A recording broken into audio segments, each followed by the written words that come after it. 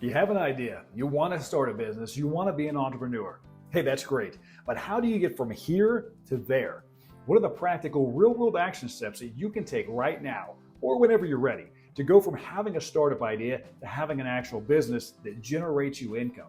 Now, if you just want a hobby, go ahead and watch something else. If you want a real business, then this is the video for you, because I'm going to share with you the 6 action steps that you need to know. I'm going to show you how to get going and what to do from initial concept all the way through to launch and set you up for success. And make sure you watch all the way through, because each step, it builds on the previous. And number 6, you're going to learn a little known secret for gaining instant credibility, even though your business might be relatively new and unheard of. And if you're new to my channel, this is Startup 3, your go-to guide for business tips and entrepreneurial advice during your first 3 years in business. I'm Gary Smith. I'm a U.S. Army veteran, a business and marketing adjunct professor. I teach at the Graduate School of Business, and like you, I'm an entrepreneur. So let's start by addressing the first crucial step in starting your business, and that's the foundational decision of choosing the right business structure. Now, this decision will have significant implications for your liability, for your taxes, your management requirements, and many other aspects of your business. And there are basically 5 types of business structures for you to consider. And this is my disclaimer, right? I am not giving any legal or tax advice here. I encourage you to do your own due diligence because business and tax requirements, those can vary significantly from, say, county to county and state to state, and even based on the type of business that you have. That said, the simplest business structure, well, that's a sole proprietorship. And this is where the business is owned and operated just by one person. And the pros are that, hey, it's easy and it's inexpensive to form and get it started. And you have complete control over all the decisions. The major con here is that there is no distinction between your personal and your business assets, meaning you're personally liable for any debts, any legal actions against your business, anything like that. A partnership is another type of structure, and it involves 2 or more people who agree to share in the profits and the losses of a business. And a key advantage here is the ability to pool your resources and your expertise, which can make starting and running a business a lot easier. However, like a sole proprietorship, partnerships generally face unlimited personal liability, and there can be conflicts sometimes between partners if you don't manage that properly. So while I want you to be aware of these first 2 structures, I also want you to know the associated risks. The next structure is one that I've used for most of my businesses, and that's a limited liability company. Usually you might hear that called an LLC. Now, the structure combines the benefits of both a corporation and a partnership style of business, and that structure. And one of the biggest advantages is that owners face limited personal liability for the debts and the actions of the LLC. Other pros include flexible management and the benefits of pass-through taxation.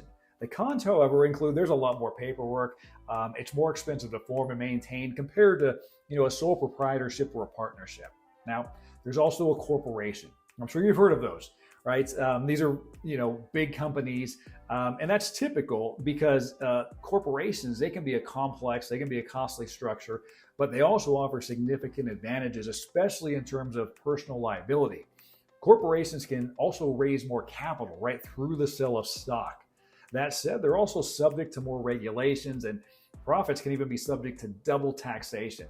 In other words, first when the profit is earned, and then again when it's distributed to shareholders as dividends. So choosing the best structure for your business, this will depend on several factors.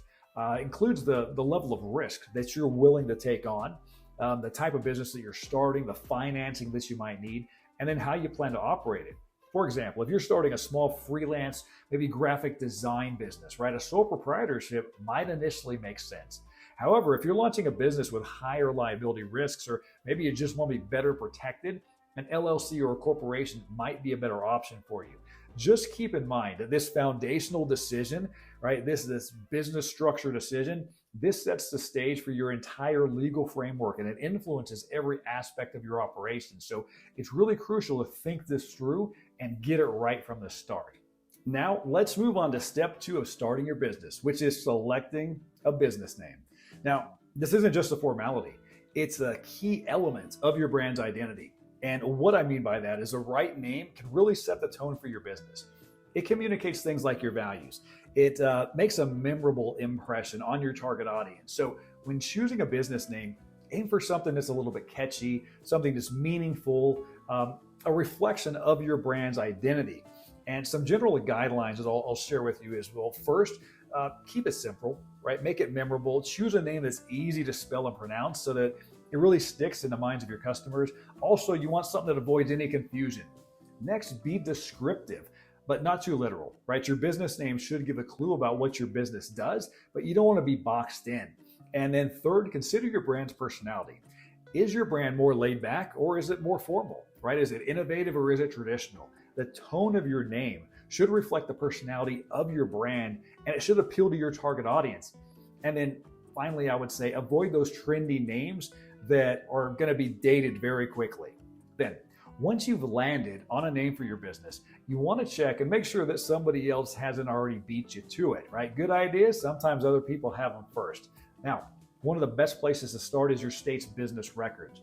Most states have an online business database where you can find out if your desired name is already taken or maybe it's registered by another business in your state. This is important because two businesses in the same state, they cannot operate under the same name if they're registered. Another place to start is through the federal trademark records. So you can visit the U.S. Patent and Trademark Office or uspto.gov to search the federal trademark database. And this will tell you if your proposed name or something very similar is already trademarked nationally. Now, this can really help prevent legal issues down the road. You do not want those. And I also recommend doing a Google search and doing a social media search because you want to check and see if that domain name is also available for your business. Ideally, you want to have a .com or even a .co that matches your business name exactly. And while you're doing that, go ahead and check the social media platforms because you want to ensure that you can have a consistent username all across the different channels. And here's the thing, creating that type of consistency, it not only builds a strong brand identity, but it also makes it easier for customers to find you, right? That's how you grow your business. And that brings us to step 3 of starting your business, which is the registration process. Now, it sounds cumbersome. I know, I realize that, but it's actually no big deal. And you only need to complete this process once and then you're done. But don't skip it because registration legitimizes your business. It also sets the groundwork for all the legal and regulatory compliances you're going to need to follow. And keep these in mind because these steps, they go in order, right? So don't tackle this step until you've already decided on a business name and a business structure. And then once you've done that, then it's time to go ahead and register with the local and state authorities. And this usually means the Secretary of State. And this is where you would reserve your business name and incorporate it legally if the structure you selected is a corporation, an S Corp, or an LLC. However, if you go through an attorney or maybe a registered agent who helps facilitate the incorporation process, they usually help you complete the paperwork as well. They file and submit it on your behalf. But if you're doing everything yourself, make sure that you submit and you file everything that's required. Don't miss anything. Now, if you decide on a corporation or maybe an LLC, you'll probably also want to obtain an employee identification number. This is commonly called an EIN. And you register for this through the IRS website. Now, this is essentially a social security number for your business, and it's necessary for tax purposes, especially if you plan on hiring employees, maybe even down the road. But even if you're not planning to hire anyone, an EIN number helps keep your personal income separate from your business income. So maybe your business is currently your side hustle, let's say, and you're an employee somewhere else. An EIN number makes it easy to keep these separate, right? It keeps everything in its own lane, so to speak, especially come tax time. However, if you opt for maybe a sole proprietorship or a partnership, and you want to use a different name than your own, you'll need to file what's called a DBA. That means doing business as. And this is also known as a fictitious business name, and it lets you conduct business under a new name without having to form a new corporation or a corporation at all. So let's say your name's John Doe, but you want your business name to be ABC Web Design Services. Okay, you would need to file a DBA to operate legally under that name. Now, once you've registered your business name, immediately go and register the corresponding domain name. This prevents others from purchasing it, and it ensures that your business has that kind of cohesive and professional online presence that you want. Now, this brings us to step number 4, which is obtaining any necessary business licenses or permits that you're going to need. Now, this is a critical step because operating without these licenses and permits, that can lead to fines, it can lead to shutdowns, it can lead to other legal issues that you do not want to deal with. Now, keep in mind that not every city or county or state will have the same requirements for these. So location matters. And it can also vary greatly depending on what your business does. For example, let's say you're opening a restaurant, right? You might need health permits, you might need liquor licenses, and a general business license. However, if you're opening a bookstore, right, you might only need just a general business license and a sales license. So you need to find out yourself, right, what licenses, what permits, all that stuff that you need. Local resources are one of the best places to begin your research. So you can check with your local city or county government office. They can usually always provide information about the required licenses, any permits specific to your business type and location. And municipalities, they have resources online where you can find this information really easily. State resources are also another great place to look because each state has a state website detailing the state's business licenses and any required permits as well. For example, let's say you're starting a business that involves selling products, right? You might need a sales tax license or a permit from your state's revenue agency. There's also federal resources because certain types of businesses require federal licenses or permits. So these are usually businesses that are involved in activities that are regulated by a federal agency. So this could be maybe if you're selling alcohol, tobacco, firearms, transportation, broadcasting, right? Just to give you some examples here. And don't forget about the SBA, the Small Business Administration, because they are a great resource.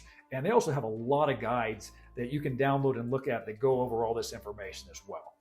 Now, once you identify which licenses and permits that you need, then you got to apply for them. This can usually be done online through the appropriate agency's website. That said, be prepared to pay any fees associated with obtaining these licenses and permits. And keep in mind that fees can vary depending on the type and the locality in which you're applying. And be aware that some permits, they may require inspections first before they're granted. For example, if you're opening that restaurant we talked about, a health inspection might be needed before they issue the permit for you. Then, once you've acquired those, remember to renew them when they're due because most licenses, most permits, those are not indefinite, right? They need to be renewed periodically. So I just recommend setting a reminder maybe on your phone or something a few weeks before each permit or each license needs to be renewed. Now, step 5 is all about understanding your tax responsibilities. Because here's the thing, as an entrepreneur, as a business owner, you need to manage and understand your tax obligations to really ensure compliance and also prevent costly penalties and complications down the line. And again, I am not giving any tax advice. I am not a tax preparer or tax attorney, nor do I know what type of business you have, or what state you're operating in, what county you're operating in. I don't have that information. So it's up to you to do your own due diligence where taxes are concerned. But one thing I can share with you is that there are 3 types of taxes that you definitely want to be aware of. The first one is sales tax. We've all heard of that. So if this applies to you, you might need to collect and remit sales tax on any eligible transactions and sales that you have. This requires some meticulous record keeping. Keep that in mind. Then you have to submit it to the appropriate tax authority. But there are a lot of apps and software and things that make this pretty easy. Now, employment tax is another one. So if you have employees, you're responsible for things like withholding income tax, paying Social Security, Medicare, unemployment. So if that's you, I definitely recommend seeking out a professional to help you set this up correctly from the start. And then, of course, there's income tax. So just like when you were a W-2 employee, if you make over a certain amount of income, you need to file an annual income tax return. The specifics, of course, will depend on your business structure. For example, income from, say, a sole proprietorship. This is typically reported on your personal tax return, whereas corporations, they file separate tax returns.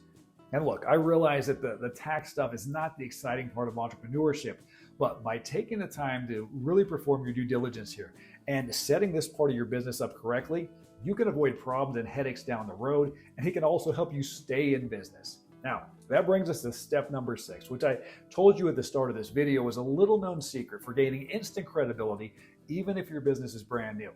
And that step is opening a business bank account. Now, I am always shocked by how many first-time business owners try to operate everything from their personal account. It's crazy when you stop and think about it, because this step is vital, not only for managing your company's finances, but for also establishing the professional credibility of your business. I mean, most vendors won't even talk to you without a business bank account. And even things like affiliate programs, they require a business bank account.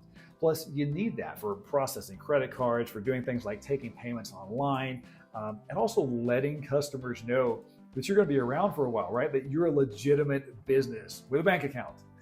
Now, one of the best reasons for opening a business bank account is to keep your personal and your business finances separate. This just simplifies accounting. It makes tax preparation so much easier, and it can also provide clarity on the financial health of your business. And it can also reduce personal liability from business obligations. So, what documents do you need in order to open a business bank account?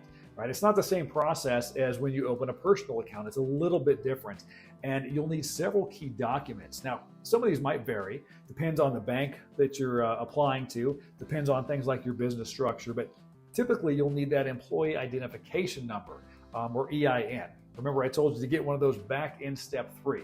Now, if you're doing, say, a sole proprietorship and you don't have any employees, of course, then usually a social security number, that will serve in place of your EIN. But if you're doing business under a name other than your own, and you're not a corporation, then you would need to bring down your DBA, you're doing business as. You'd also usually need your business license, and other items can include things like your business formation documents, such as your articles of incorporation if you're a corporation, or articles of organization if you're an LLC. Now, sometimes they want to see the ownership agreements, right? Because as the name describes, that shows the ownership structure of your business, right? A bank wants to know that. So I recommend gathering all these documents before you even go down and approach the bank. Get them all together, make it easy. And here's something to consider as well. Selecting the right bank for your business. This involves more than just opening an account where you do your personal banking, right? These are separate, because you'll find that you'll have different needs for your business than the needs that you have for your personal account. For example, compare the fees for things like basic transactions, monthly account maintenance, ATM usage, and other services. Now, some fees, or some banks, I should say, they'll give you fee waivers based on if you keep a certain balance in the bank. While other banks, they make a lot of money charging fees. So just be aware of that, and you got to compare. You should also research the services that they offer, things that are beyond basic banking services. Consider the loan options, right? Consider things like credit options, merchant services, and how these might benefit your business down the road as your operation grows. And don't overlook the online banking services, because this can save you a lot of time, a lot of effort. Check and see if the bank has comprehensive online services that can handle things like payments, transfers, receiving and managing invoices, things like that. And also customer service. This can be invaluable, especially if you encounter an issue or you have an urgent question. I mean, hey, you're trying to run a business here, right? So those things really matter. And check the bank's reputation as it's related to business, not personal, but to business accounts. Also, if you want to learn more about how to launch, grow, and thrive in your business during those first 3 years, go ahead and click or swipe the screen to watch this next video.